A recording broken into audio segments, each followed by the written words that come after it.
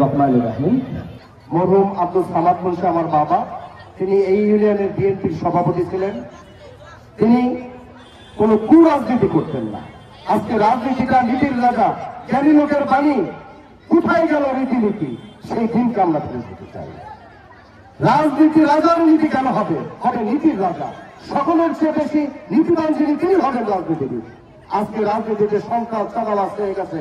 আমরা যারা বিএনপি করি, আমরা সন্ত্রাস চাঁদাবাজ মুক্ত বিদ্যালয়কে প্রতিষ্ঠিত করব। কৃষ্ণপুর তথা সদরপুর উপজেলাকে আমরা তৈরি করব এবং সারা বাংলাদেশে এই চাঁদাবাজ লুটতরাজ সন্ত্রাসীদের বিরুদ্ধে আমাদের ভারপ্রাপ্ত চেয়ারম্যান তারেক নির্দেশকে অবমূল্যায়ন আমরা না করে তার কথাকে আমরা অক্ষুণ্ণ রাখবো। এই বিদ্যালয়ের ঐতিহ্যকে ফিরে আনার জন্য ছাত্র ছাত্রী অভিভাবক আমার শ্রদ্ধেয় যত লোক রয়েছেন তাদেরকে আমি দৃঢ় অনুরোধ জানাই, শিক্ষাঙ্গনে কোনো রাজনীতি নয়। রাজনীতি করবেন বিদ্যালয়ের গেটের বাইরে, বিদ্যালয়ের চৌকাঠের মধ্যে কোনো রাজনীতি করতে দেওয়া হবে না। রাজনীতি করতে আসেন 17 বছরের মতো ধ্বংসলীলায় পতিত হবে। এই বিদ্যালয় একটা ঐতিহ্যবাহী বিদ্যালয়। যতদিন এই বিদ্যালয়ে ছিলাম, স্কাউট ছিল সবচেয়ে বড় ভূমিকা। জসিমউদ্দিন স্যার ছিলেন, তাকে শ্রদ্ধার সাথে স্মরণ করছি।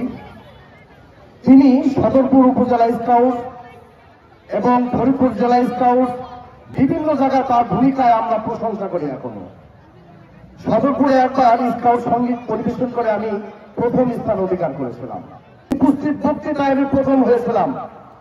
প্যারেড প্রতিযোগিতায় আমরা প্রথম হয়েছিলাম। আমাদের বিদ্যালয়ের কি অবস্থা আমরা জানি না। দীর্ঘ প্রায় 17 বছর আমরা কোনো আমন্ত্রণও পাইনি। আমরা চাই এই বিদ্যালয়কে আমাদের মেধা, মনন, চিন্তা সবকিছুকে তোমাদের জন্য ঢেলে দিতে। আমার মনে হয় তোমাদের সেই অবস্থান ঐতিহ্য আবার ফিরে আসবেই আসবে। পরিশেষে আমি একটা কথা বলতে চাই, প্রতিষ্ঠিত হতে হলে, যে কোনো কর্ম প্রতিষ্ঠিত করতে হলে প্রয়োজন প্রথমেই সবাইকে মূল্য দিতে হবে। অতএব আমাকে আমন্ত্রণ করার জন্য আমি প্রধান শিক্ষক মহোদয়কে ধন্যবাদ জানাচ্ছি এবং যারা আমাকে ভিত্তিক কথা বলার সুযোগ দিয়েছেন তাদের সকলের কাছে আমি কৃতজ্ঞ।